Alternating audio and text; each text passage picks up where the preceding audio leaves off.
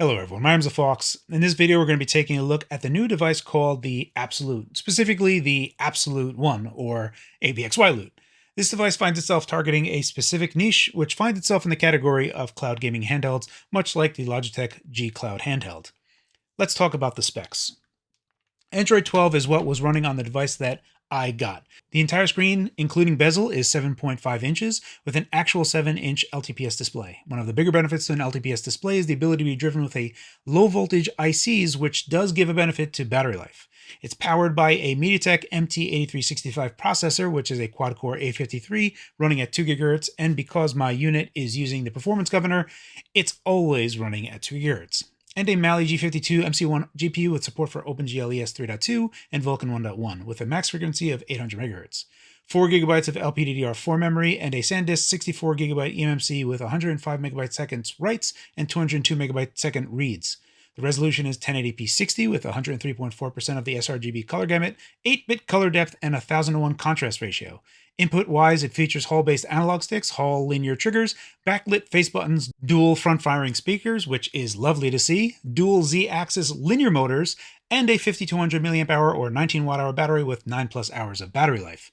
Charging-wise, we are looking at 5V 3A or 15W charging. It will take around 2.5 hours to completely charge from 0%. It also offers the MediaTek MT7663 BSN Wi-Fi chip, which is a 2T2R MU-MIMO Wi-Fi network card, which is arguably the biggest feature here. This stands for 2-transit, 2-receive, multi-user, multi-input, multi-output radio with support for 2.4 and 5 GHz bands, provided that your access point can support this. I was able to confirm this chip by opening the device up and prying through the RF shield. Looking up the block diagram, we can see the two radios clear as day, as well as both antennas extending to the outside chassis. The device is optimized for cloud streaming, and light emulation is possible with a ceiling of Dreamcast and N64. However, the device will require access to a fast internet connection as well as close proximity to the streaming hosts to provide the best possible playing experience. Arguably, any Android handheld that is released in the past few years is capable of running cloud gaming on it. However, the ABXYLUTE 1, ABXYLUTE, is largely mimicking Logitech's latest handheld, the Logitech G Cloud. Now, for anyone that recalls my review on the Logitech G Cloud, I wasn't exactly easy on it. At the time of launch, there were multiple features missing, like touch-to-controller virtual mapping, and the controls themselves were genuinely really bad. And arguably, the ABXYLUTE 1 finds itself in a similar position, if a bit different here and there. I'll have a whole section going on in depth on the controller inputs on the ABXYLUTE 1 to clarify my position so you can see where I'm coming from. But if we take a look at a clip from my previous video on the G Cloud, both the analog sticks and the D-pad find themselves to be the same, but different. On the G Cloud, the actual mapping on the analog sticks featured outrageously large guardrails, which made all analog movement into very gross digital-like inputs, albeit with greater fidelity at the edges. But also the D-pad required a significant amount of pressure to press into the diagonals of the D-pad, which made me not want to use the D-pad at all. Again, there are similarities with how this relates to the ABXYLUTE 1, so let's take an in-depth look at that. Okay, so in this particular segment, we're going to be talking about the input fidelity that is on the ABXYLUTE, and for what it's worth, I don't really have very high opinions of this controller on anything really. The only thing that I actually really like in terms of how it feels all the way through, in terms of comfort and input fidelity, are the R2 and L2 analog triggers. These are exceptional, really good, exactly how I like them. The bumpers are also really good as well. First, let's talk about the D-pad, and then we'll talk about the analog stick, and then we'll show you some examples of why I'm saying the things I'm saying. So first up, we have this D-pad. It is a membrane-based D-pad. You should be able to hear it. So depressing and actuating on the membrane pad itself gives a satisfying indication that it has been depressed. So that is good. The other thing is that it requires very little force to actually press in any given direction. So in terms of input fatigue is going to be non-existent here. It's actually super comfortable to press in any given direction. The only thing that I want to say here is that the diagonals on the D-pad are poor. I actually have to press down with significant force. I have not yet been able to actually find a way to figure out how this D-pad wants to be used. I'm not having a good time finessing this D-pad at all, and I'll show you what that's like in a moment. I'll compare it to the Retroid Pocket 3.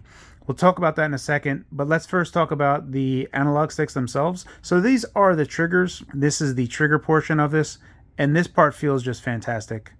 So I'm a big fan of the analog trigger portion. If we talk about the dead zones, there are very little dead zones on any of the analog sticks, so it kind of escapes its dead zone pretty fast, but it is absolutely mind-bogglingly sensitive. So if I just press it down a little bit here, so you can see right here I've bottomed out. You basically have like a half sensitivity. You only have to push it a little bit for it to go the entire way.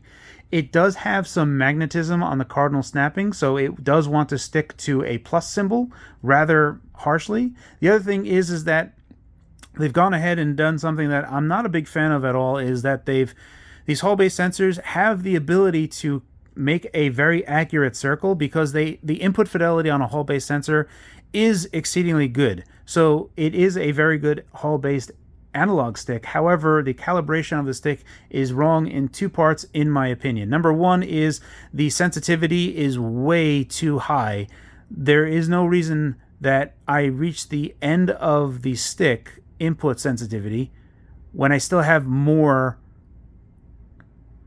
I still can push the analog stick more, and yet it doesn't correspond to anything, because even just pushing it a little bit means I go the full range. So it almost feels digital in that respect, in that there's like just pushing it a little bit, it's going to be very difficult to like have a character walk.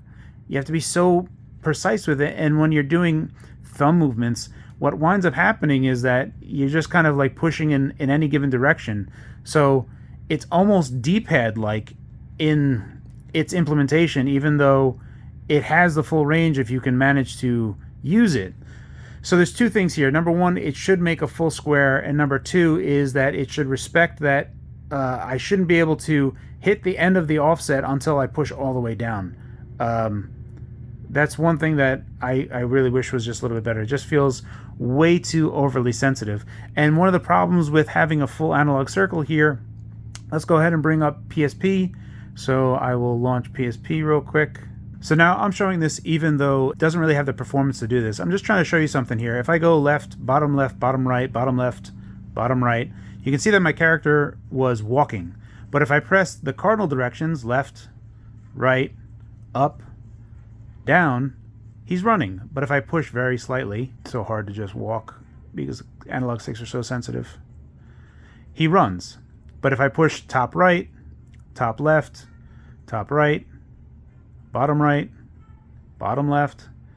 The reason that this character is walking is because of the circular input. We don't have the full square. So what you can do in the PSP emulator is we can go over to settings, we can go to controls, we can go to calibrate analog stick, and then you can see this part right here. So look, if I make, you can see that this is the circular input that was from before. If we go circular stick input, now all of a sudden I can make a full square. So luckily, in the PSP emulator, we can fix this issue. So now if I'm pushing top left, top right, he'll actually run in that direction. So we can counterbalance the circular input. And I'm not really sure why everyone's gone crazy about doing circular input. I know some people do like it, but in some games, what's going to wind up happening is that your character is going to be walking when you push in the diagonal direction. So it's not ideal in any particular sense that I care about. But again, this device is really made for game streaming, so I haven't really found a problem with that. It's just that the analog sticks are overly sensitive as they are. However, streaming has its own latencies, so it's all kind of a big wash anyway. So that's it with regard to the analog sticks. These are two fixes that I would rather see the ABXYLUTE people put in, is that it has a square input instead of this perfect circle input. It's not really necessary and just makes things worse for no reason. And then also to tune up the sensitivity, where it could also benefit from not being so rigid to the cardinal snapping. It does have magnetism. Not really that much. It's just that because the analog sticks are so very sensitive that you can basically hit the end of the input range by just pressing very lightly, that it will kind of stick to its cardinal directions a lot. And what happens is you have this particular pattern that you're going to have when you're moving around. So you have a very plus-like analog sensitivity and then a full circle. So two things that I would like to be fixed in the production model of the ABXY. Now, the other part of this that I want to talk about is the D-pad.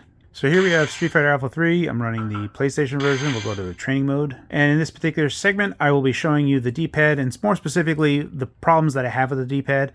It feels very nice. The face buttons are also really good, except the diagonals are pretty hard to hit. So here's me doing a fireball.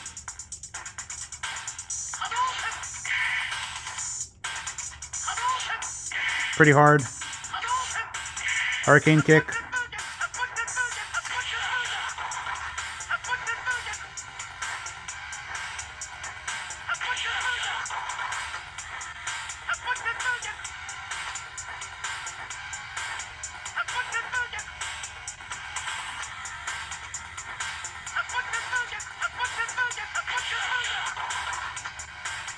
Okay, and then we're going to do dragon punches.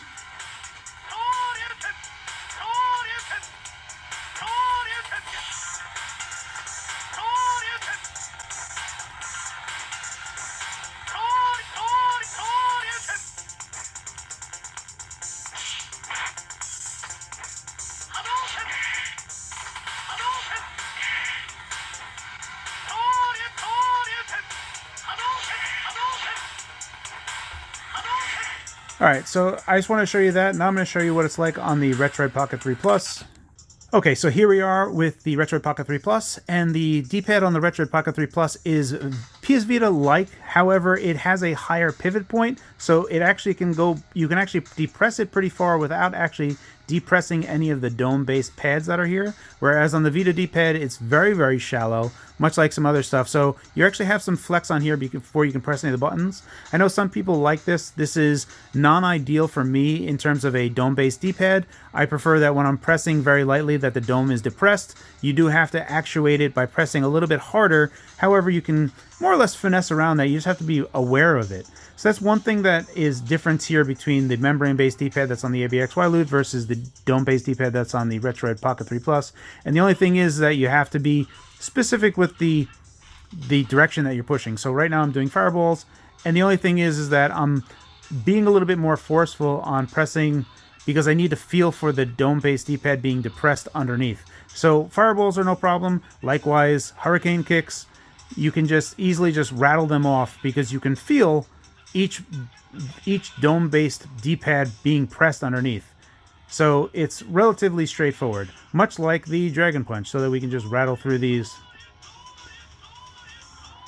And the only reason I show you this versus the ABXYLUTE, it's harder to do Dragon Punches on the ABXYLUTE.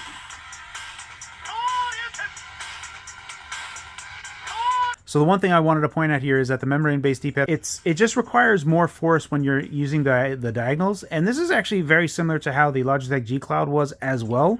So it's not that you can't do it, it's just that you have to be very, very forceful with where you're pressing it. The problem is that when you're pressing hard on this D-pad, because the membranes depress easily, I lose the tactility of when I'm actually pressing in any given direction. And then I'm kind of relying more on my thumb's placement and the feeling of the D-pad itself kind of pressing into my skin to know when I've pressed in a given direction. Now, obviously, this is still a prototype device, and the Absolute team can try and refine some of these.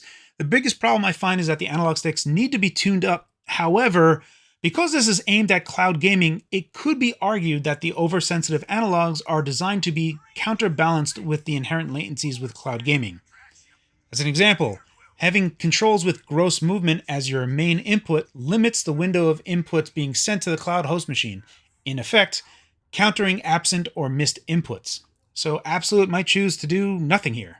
The last thing that I can talk about is comparing this device to other devices on the market. A number of current and future Android handhelds use the Unisoc Tiger T618, and when we compare the chip found in the Absolute One versus these devices, we can see a large disparity between the two. Arguably, this only matters if you care about emulation, which the Absolute One doesn't even suggest what its use is. But if you had aspirations of using emulators on this device, you're going to find this wanting.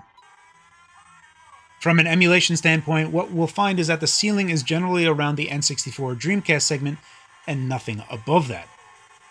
So typically, any generation below this will run just fine, but anything above this will run poorly. Additionally, because this is only a preview unit, I don't even have the Google Play Store working on my unit, let alone the Virtual Touch mapping software. So looking at Google Play games is something I can't really look at right now, but even then, don't expect high-end Android gaming to run properly here. As it is, the Absolute One with its early bird pricing of $200 seems fine for what it set out to do. I personally thought the Logitech G Cloud should have been priced at $200, so this at least makes sense. And in many ways, the Absolute One is only looking to compete against the Logitech G Cloud. It has the same general shape, same basic button layout, it defaults to the Cloud Gaming Launcher interface, which I don't recommend, and Cloud Gaming looks fantastic on the display and plays well enough while game streaming. So right now, this preview unit is looking like a Logitech G Cloud clone that starts at $200. At $250, I have a hard time recommending where this would be, even if the software stuff was sorted out. That's my in-depth preview of the Absolute One. As always, guys, thank you for your time, and thanks for watching.